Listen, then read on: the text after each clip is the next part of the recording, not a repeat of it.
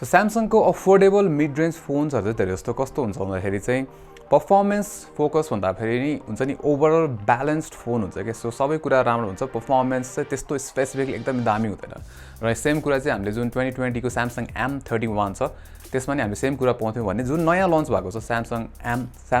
M32 त्यसमा नि हामीले सेम कुरा नै पाउँछौं के र यो भिडियो चाहिँ म त्यही कुरा एक्सप्लेन गर्दैछु है तर त्यो भन्दा अगाडि तपाई हाम्रो भिडियो फर्स्ट टाइम हेर्नु भएको छ भने चाहिँ हाम्रो च्यानललाई सब्स्क्राइब गर्नुस् र त्यहाँ भएको त्यो बेल आइकनमा थिच्नु होला फर नोटिफिकेशन्स सो M31 बाट M32 मा आउँदाखेरि चाहिँ एउटा एकदमै राम्रो अपग्रेड चाहिँ के छ भन्दाखेरि डिस्प्ले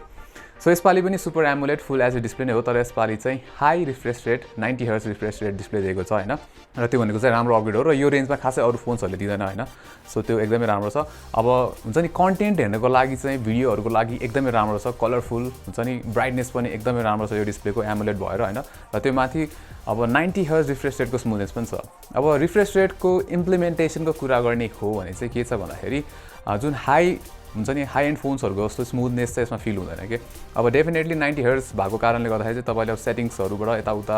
हुन्छ नि स्वाइपहरु गर्दाखेरि स्क्रलहरु गर्दाखेरि चाहिँ स्मुथनेस फिल हुन्छ तर कुनै कुनै एप्सहरुमा चाहिँ इम्प्लिमेन्टेसन त्यति राम्रो छैन जस्तै गुगल न्यूजतिर जाँदाखेरि अलिकति स्लोनेस हुन्छ नि त्यो स्मुथनेस त्यति राम्रो फिल हुँदैन सो इम्प्लिमेन्टेसन चाहिँ अझै राम्रो हुन सक्थ्यो जस्तो लाग्यो मलाई जुन हाई रिफ्रेश रेट छ त्यसको चाहिँ हैन तर ओभरअलमा डिस्प्ले चाहिँ कन्टेन्टको लागि एकदमै राम्रो छ अब त्यसपछि हाई रिफ्रेश रेट डिस्प्ले भए पनि हैन ब्याट्री लाइफमा चाहिँ त्यसको इफेक्ट मैले खासै देखिन अब यसमा 6000 mAh को ब्याट्री दिएको छ र मोडरेट युजेजमा भनौं न हैन धेरै जस्तो भिडियो हेर्दाखेरि र कहिलेकाहीँ गेम खेल्दाखेरि चाहिँ मैले 8 देखि 10 घण्टा एभरेजमा 9 घण्टा जस्तोको चाहिँ स्क्रिन अन टाइम पाइरहेको थिएँ र स्ट्यान्ड बाइ टाइम पनि निकै राम्रो छ यसको ब्याट्री ड्रेन हुन्छ नि ब्याट्री ड्रेन त्यति हुँदैन हैन र के छ भन्दाखेरि तपाईले एक दिन भन्दा बेसी हेभी युजेजमा नि मजाले पाउन सक्नुहुन्छ अब यसको चार्जिङ चाहिँ हुन्छ नि बक्समा चाहिँ 15 वाट चार्जिङ मात्र दिन्छ र त्यसले चाहिँ तपाईलाई 2 घण्टा भन्दा चाहिँ बेसी लाग्छ हैन 0 to 100 फुल चार्ज गर्न सो तपाईले चाहिँ एउटा 25 वाट चार्जरमा इन्भेस्ट गर्दाखेरि चाहिँ राम्रो हुन्छ किन भन्दाखेरि यसले चाहिँ 25 वाट सम्म फास्ट चार्जिङ चाहिँ सपोर्ट गर्छ है अब डिजाइनको कुरा गर्दाखेरि चाहिँ के छ भन्दाखेरि पोलिकार्बोनेट युज गर्छ अझै पनि जुन चाहिँ M31 मा नि सेम थियो केस हैन तर M31 भन्दा चाहिँ अलिकति राम्रो छ है यसको जुन फिनिशिङ त्यो अलिकति राम्रो छ यो पछाडीको स्ट्राइपले गर्दाखेरि अलिकति प्रिमियम देखिन्छ है तर हुन्छ नि लाइक यो भन्दा बेटर राम्रो देखिने फोन्सहरु छ के मार्केटमा जस्तै Redmi Note 10 Note 10s हरु यो भन्दा एकदमै राम्रो देखिन्छ इन टर्म्स अफ डिजाइन र बिल्ड क्वालिटी हैन तर अब यो चाहिँ अलिकति थिक पनि छ फोन है ब्याट्री ठुलो भएको कारणले गर्दाखेरि हैन तर त्यस्तो हेभी हुन्छ त्यस्तो हेभी चाहिँ फिल हुँदैन ठिकै छ र यसमा चाहिँ जुन फिंगरप्रिन्ट छ त्यो चाहिँ साइड माउन्टेड दिएको छ हैन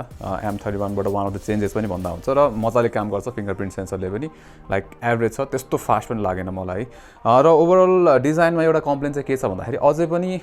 हुन्छ नि यो नच युज गरिरहेको छ के सो होल पन्चहरु दिएको भए चाहिँ लाइक एकदमै राम्रो हुन्थ्यो जस्तो लाग्थ्यो मलाई तर ओभरअल डिजाइन ठिकै छ है खासै नट ब्याड तर त्यस्तो इम्प्रेसिभ पनि छैन वेल मैले भिडियोको फर्स्टमा नि भनिसकेँ हैन अब यो चाहिँ पर्फर्मेन्स ओरिएन्टेड फोन चाहिँ हैन गेमिङ ओरिएन्टेड फोन हैन तर त्यो भन्दामा यसको पर्फर्मेन्स नराम्रो हैन तपाईले अब जेनरल नेभिगेट गर्दाखेरि हुन्छ नि एप्सहरु चलाउँदाखेरि अब इभन मल्टिपल एप्सहरु स्विच गर्दाखेरि पनि राम्रै छ हैन तपाईले त्यस्तो स्टटर्सहरु भेट्नु हुँदैन स्मुथै छ अब कहिलेकाहीँ कुनै लाइक कहिलेकाहीँ माइक्रो स्टटर्सहरु भेट्न सकेला तर ओभरअल राम्रै छ हैन अब गेमिङकै कुरा गर्ने हो भने तपाईले गेम खेल्न सक्नुहुन्छ यसमा है तर त्यही हो मिडियम ग्राफिक्स त्यसपछि एफपीएस पनि त्यस्तै मिडियमहरु जस्तो हाई एकदम एफपीएस अप्सनहरु चाहिँ पाउनु हुँदैन यसमा हैन त्यो चाहिँ स्याड हो तर त्यो जुन ब्यालेन्स्ड ग्राफिक्स लेभल छ त्यसमा चाहिँ जे होस् राम्रै चलाउन सक्छ यसले हैन दुईटै कल अफ ड्युटी मोबाइल अथवा PUBG मोबाइल चाहिँ राम्रै चल्छ हैन तर त्यही हो एकदमै यो प्राइसमा सबभन्दा दामी गेमिङ पर्फर्मेन्स चाहिँ दिदैन तर यसको पर्फर्मेन्स त्यस्तो नराम्रो पनि हैन है सो वेल त्यही हो अब कुरा गरौँ यसको क्यामेराको र के छ भन्दाखेरि M31 जस्तो नै छ सेटअप 64 मेगापिक्सलको मेन सेन्सर पछाडिपट्टि त्यसैगरी 8 मेगापिक्सलको अल्ट्रावाइड एंगल सेन्सर र म्याक्रो र त्यसपछि डेप्थ सेन्सर दिएको छ तर यसपालि चाहिँ 2 मेगापिक्सलको मात्र दिएको छ पहिला M31 मा चाहिँ 5 मेगापिक्सलको दिएको थियो है दुईटै म्याक्रो र डेप्थ सेन्सर चाहिँ सो के छ भन्दाखेरि अब मेन सेन्सरको कुरा गरौँ फर्स्टमा हैन सो इमेज क्वालिटी चाहिँ राम्रो छ है डे लाइटमा राम्रो डिटेल दिन्छ डाइनामिक रेन्ज त्यस्तो सारो राम्रो छैन एभरेज भन्छु म हैन तर कन्ट्रास्ट राम्रो छ है कलरहरु पनि कलर प्रोफाइल त्यस्तो ब्यालेन्स्ड छ एकदमै धेरै स्याचुरेटेड छैन जे होस् पपिङ नै छ कलरहरु हैन र जस्ट ओभरअल निकै राम्रो छ मेन सेन्सर त्यसैगरी अल्ट्रावाइड एंगल सेन्सर पनि ठिकै छ है like compare to main sensor हैन सेम छ प्रोफाइल कलर प्रोफाइल त्यस्तै देखिन्छ हैन डिटेल त्यति सारो राम्रो छैन भन्नै पर्दाखेरि हैन लाइक अलिकति नोइजहरू चाहिँ देख्न सक्छौँ हामीले अल्ट्रा वाइड एङ्गलमा तर मिड रेन्ज फोनको लागि चाहिँ अल्ट्रा वाइड एङ्गल सेन्सर पनि ठिकै छ यसको त्यसै गरी यसको जुन पोर्ट्रेट फोटोजहरू छ त्यो चाहिँ मलाई राम्रो लाग्यो रियर क्यामेराको 2 मेगापिक्सलको डेप्थ सेन्सर मात्र भए पनि जुन डेप्थ इफेक्ट छ त्यो राम्रो देखिन्छ र कटआउट पनि राम्रै थियो के र सब्जेक्ट चाहिँ एकदम राम्ररी फोकसमै देखिन्थ्यो सो जे ओभरअलमा चाहिँ राम्रो छ पोर्ट्रेट फोटोजहरू यसको म्याक्रो फोटोजहरू चाहिँ त्यति इम्प्रेसिभ छैन अब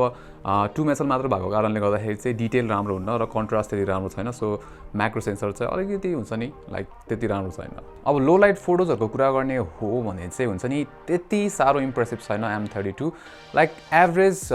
पर्फर्मेन्स भनौँ होइन लाइक डिटेल्सहरू अब खासै त्यस्तो राम्रो हुन्न अब अभियसली नोइजहरू देखिन्छ तर लोवर साइडमा छ नोइज होइन तर सार्पनेस र एक्सपोजर चाहिँ त्यति राम्रो लागेन मलाई यसको ब्यालेन्स देखेन त्यसै गरी नाइट मोड युज गर्दाखेरि चाहिँ अब स्याडोजहरूमा डिटेल अलिक बढी दिन्छ होइन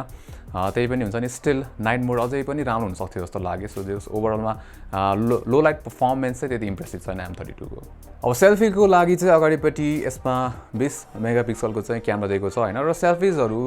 खिच्दाखेरि फेसमा डिटेल्स राम्रै छ होइन कलर पनि ब्यालेन्स नै देखिन्छ त्यसै गरी जस ओभरअल एचडिआरले पनि राम्रो काम गर्छ होइन तर पोर्ट्रेट सेल्फी जुन छ त्यो चाहिँ त्यति इम्प्रेसिभ लागेन मलाई कटआउटहरू अलिकति हुन्छ नि इम्प्रेसिभ छैन होइन नत्र ब्याकग्राउन्ड ब्लर चाहिँ ठिकै छ त्यसै गरी भिडियोको कुरा गर्ने हो भने चाहिँ M31 मा चाहिँ हामीले 4K सम्म भिडियो खिच्न मिल्थ्यो होइन र यसपालि चाहिँ 1080 30 FPS सम्म मात्र खिच्न मिल्छ है र भिडियो क्वालिटी कुरा गर्ने हो भने चाहिँ आई थिङ्क राम्रो हुनसक्थ्यो जस्तो लाग्यो मलाई किन भन्दाखेरि डिटेल त्यति सार्प देखिन्न भिडियोजहरू होइन अब अरू कलरहरू डाइनामिक रेन्ज ठिकै छ है र आई थिङ्क स्टेबलाइजेसन चाहिँ निकै राम्रो छ प्यानलहरू गर्दाखेरि पनि स्मुथै देखिन्छ त्यति जिटरी देखिँदैन प्लस स्टेबलाइजेसन पनि मलाई राम्रो लाग्यो होइन तर डिटेल चाहिँ अझै राम्रो हुनसक्थ्यो